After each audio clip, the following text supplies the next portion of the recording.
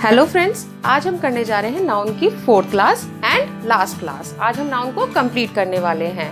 तो चलिए स्टार्ट करते हैं आज का ये एजुकेशनल वीडियो। हेलो फ्रेंड्स, मैं हूं पूनम और आप देख रहे हैं विलेज ट्यूटोरियल।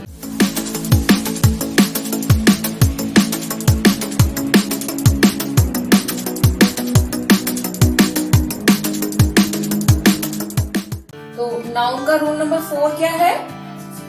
कुछ नाउन केवल कैसे होते हैं? सिंगुलर फॉर्म में होते हैं। ठीक है, ऐसे नाउन जो सिंगुलर फॉर्म में होते हैं और उनका इस्तेमाल भी सिंगुलर ही किया जाता है, जो अनकाउंटेबल होते हैं, जिनको हम काउंट नहीं कर सकते। इनके आगे आर्टिकल जैसे कि ए एंड या th का इस्तेमाल नहीं होता है। ऐसे नाउन्स को हम कैसे इस्तेमाल करते हैं और कौन कौन से नाउन होते हैं वो देखिए। जैसे कि एडवाइस, एडवाइस को आप काउंट नहीं कर सकते ना कि उसने मुझे 4 एडवाइस दी, 5 एडवाइस दी। एडवाइस को आप तोल सकते हो? नहीं ना।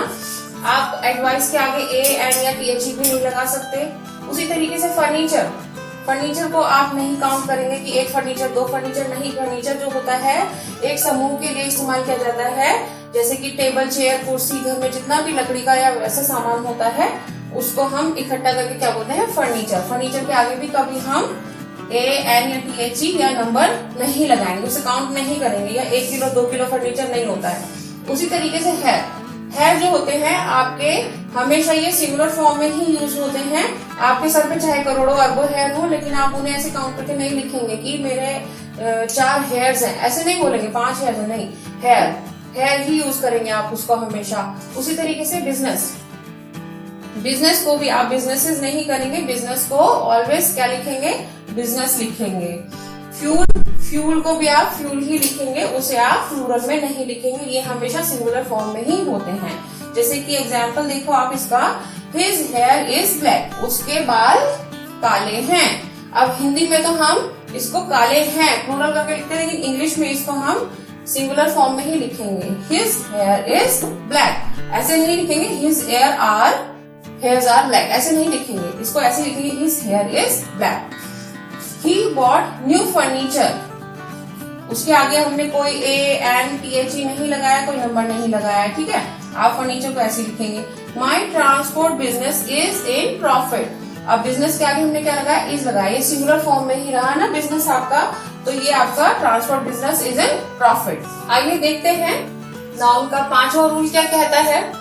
नाउन का 5th रूल कहता है, कुछ ऐसे नाउन जिनको हम सिंगुलर या प्लूरल दोनों ही फॉर्म में एक ही जैसा रखते हैं। अगर हम सिंगुलर सेंटेंस में उसको इस्तेमाल कर रहे हैं तो भी वह वही रहेगा, और अगर हम उसे प्लूरल फॉर्म में यूज कर रहे हैं, प्लूरल सेंटेंस में इस्तेमाल कर रहे हैं, तो भी वो वही रहेगा। उसके आगे कोई एस एरियस कुछ नहीं लगाना है, उसको हमें एज इट इज ही रखना है। ठीक है, तो ऐसे नाउन जो सिंगुलर या प्लूरल दोनों में ही सेम हो, उन्हें हम किस तरह से इस्तेमाल करते हैं, या वो कौन कौन से नाउन होते हैं। एग्जाम्पल्स है जैसे कि डियर, ओके, शीप। डियर तो सबको पता होगा ना, डियर क्या होता है?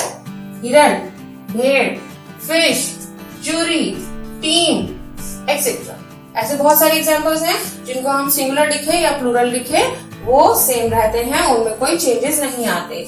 इसके एग्जाम्पल हम देख लेते हैं, जैसे कि our team is the best, हमारी टीम सबसे अच्छी है, सबसे बेस्ट है। ठीक है, तो यहाँ पे टीम का इस्तेमाल कैसे हुआ है? सिंगुलर में। ठीक है, सिंगुलर नाउन की तरह इसका इस्तेमाल किया है। अब हम इसी टीम को प्लूरल नाउन की तरह अगर इस्तेमाल करें तो कैसे? Our team are trying their new uniform. Are क्या इंडिकेट कर रहा है कि टीम को हमने यहाँ पे प्लूरल की तरह इस्तेमाल किया है। देखिए डिफरेंस क्या है।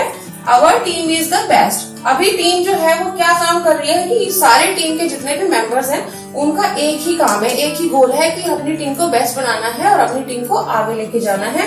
जो भी करना है सबको एक ही डायरेक्शन में करना है। तो यानी कि टीम यहाँ पे किस तरह से हम ट्रीट करेंगे? टीम को as a singular noun use करेंगे, और उसके आगे हमने क्या यूज किया? इज।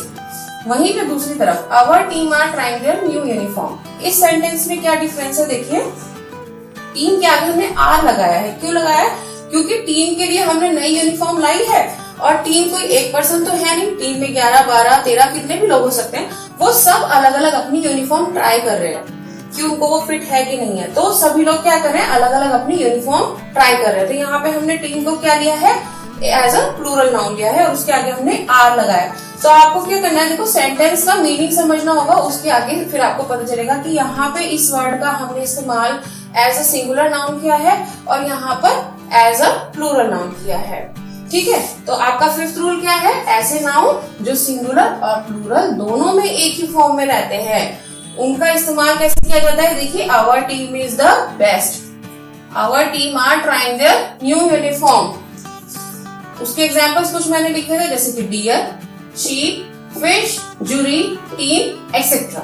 ठीक है, अब एक और हम रूल कर लेते हैं, रूल नंबर 6।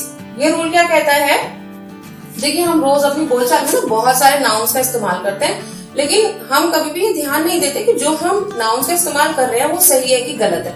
तो कुछ नाउन मैं आपको यहाँ आज बताने वाली हूँ कि जो हम रेगुलर अपनी वोकैबुलरी में नाउन इस्तेमाल करते हैं वो बिल्कुल गलत होते हैं।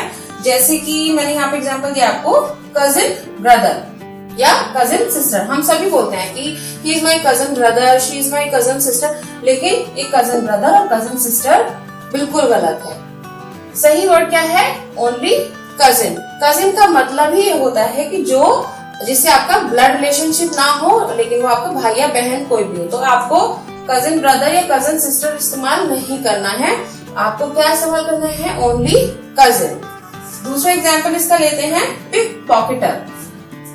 जो जेब कतरे होते हैं उसको हम क्या बोलते हैं, पिक पॉकेटर बोलते हैं अपनी रेगुलर लैंग्वेज में, लेकिन सही वर्ड क्या है, पिक पॉकेट। पिक पॉकेटर बिल्कुल गलत वर्ड है, आपको सही क्या करना है, ये पिक पॉकेट। एक और मैं आपको एग्जांपल देती हूँ, बिग और स्मॉल ब्लंडर। तो फ्रेंड्स एक चीज अच्छे से समझ लीजिए, ब्लंडर जो है अपने आप में ही बहुत बड़ी भूल होता है। ब्लंडर का मतलब बहुत बड़ी भूल। अब उस बहुत बड़ी भूल के आगे आप छोटा या बड़ा कैसे ऐड कर सकते हैं, छोटी बहुत बड़ी भूल या बड़ी बहुत बड़ी भूल, ये तो बिल्कुल गलत हो गया ना। तो इसलिए हमें इसके आगे बिग या स्मॉल ब्लंडर इस्तेमाल नहीं करना चाहिए, only blunder is perfect word. ठीक है, आइए तो देखते हैं हमारा नाउन का रूल नंबर 7 क्या कहता है। देखिए, कुछ नाउन ऐसे होते हैं जिनका मीनिंग प्लूरल होता है।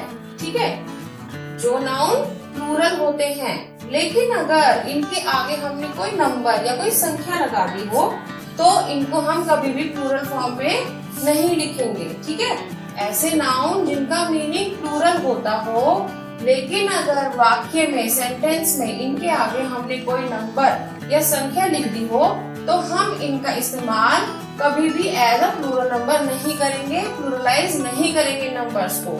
ठीक है, एग्जाम्पल हम देख लेते हैं। देखिए, जैसे पहला एग्जाम्पल मैंने लिखा है, आई हैव 2 पेयर्स ऑफ शूज। आपको क्या लगता है कि यहाँ पर क्या आना चाहिए? मैंने क्या बोला है कि ऐसे वर्ड्स जो प्लूरल होते हैं, लेकिन अगर उनके आगे नंबर लगा दिया जाए, कोई संख्या लगा दी जाए, तो उनको हम कैसे लिखेंगे? प्लूरलाइज कर नहीं लिखेंगे, उनको सिंगुलर फॉर्म में लिखेंगे। तो इसके आगे क्या नंबर लगा हुआ है? 2 के आगे पेयर और पेयर्स दोनों लिखा हुआ है। तो हमें क्या इस्तेमाल करना चाहिए? सही वर्ड क्या है? पेयर। और पेयर्स आपका रॉन्ग है, तो आपको क्या लिखना है? आई हैव 2 पेयर ऑफ शूज। ठीक है, एक और एग्जाम्पल इसका ले लेते हैं, आई हैव 500 और 100 रुपीज ओनली। इसी की तरह है बिल्कुल। देखिए, इसमें भी देखिए हमने क्या लगाया, यहाँ पे नंबर लगाया है।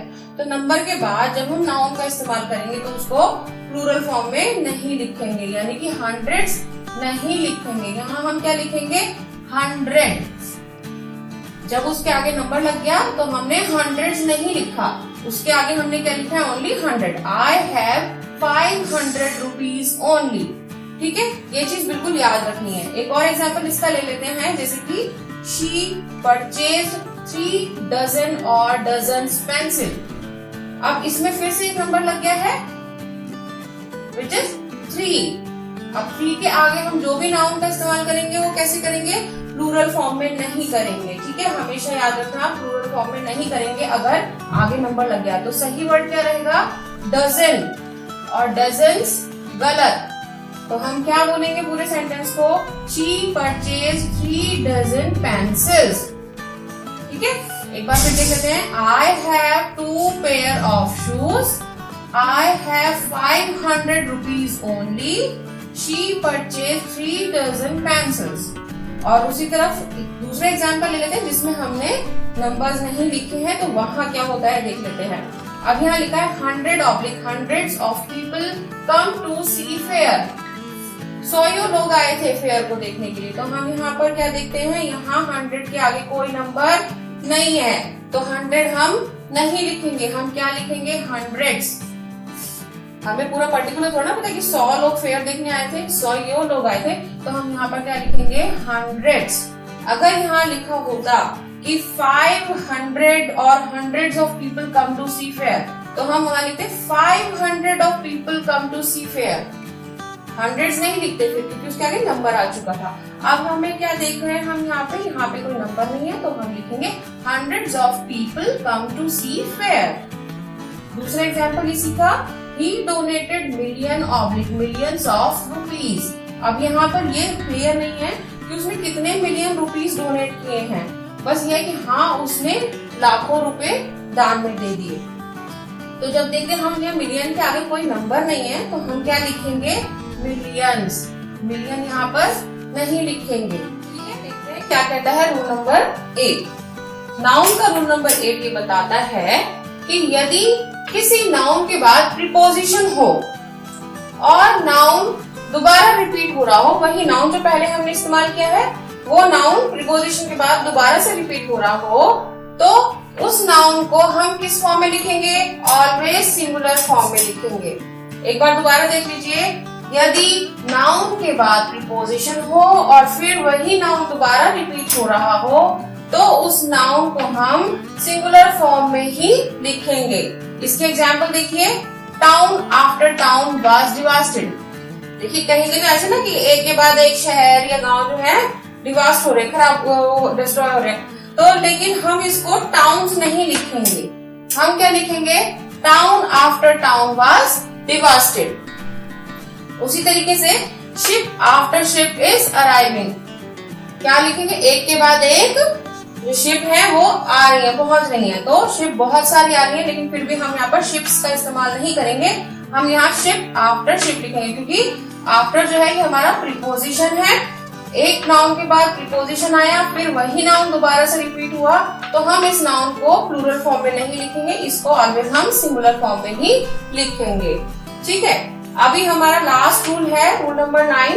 वो हमें क्या बताता है, जैसे कि अगर कॉमन जेंडर नाउन है, कॉमन जेंडर नाउन मैंने आपको पहले भी बताया था, जैसे लीडर, टीचर, राइटर, वर्कर, ये सब क्या होते हैं, ये कॉमन जेंडर नाउन होते हैं। जैसे कि चिल्ड्रन, चाइल्ड, तो चाइल्ड जो है आपको नहीं पता है कि वो बेबी गर्ल है, बेबी बॉय है, तो इस तरह के जो जेंडर कॉमन जेंडर्स होते हैं उनके साथ हम हमेशा ही, हिम या हिज का इस्तेमाल करते हैं। हम इसमें शी, हर या इस तरह के वर्ड्स का कोई इस्तेमाल नहीं करते, हम हमेशा उसमें ही, हिम या हिज का ही इस्तेमाल करते हैं। जैसे कि एक एग्जांपल ले लेते हैं, every leader should perform his duty.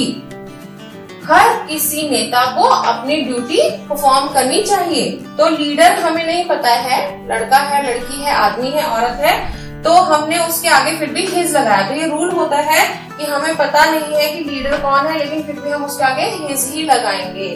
उसी तरीके से writer is writing his book, जो लेखक है वो अपनी किताब लिख रहा है, लेखिका भी हो सकती है वो, लेकिन हम हमेशा उसके आगे हिज ही लगाएंगे।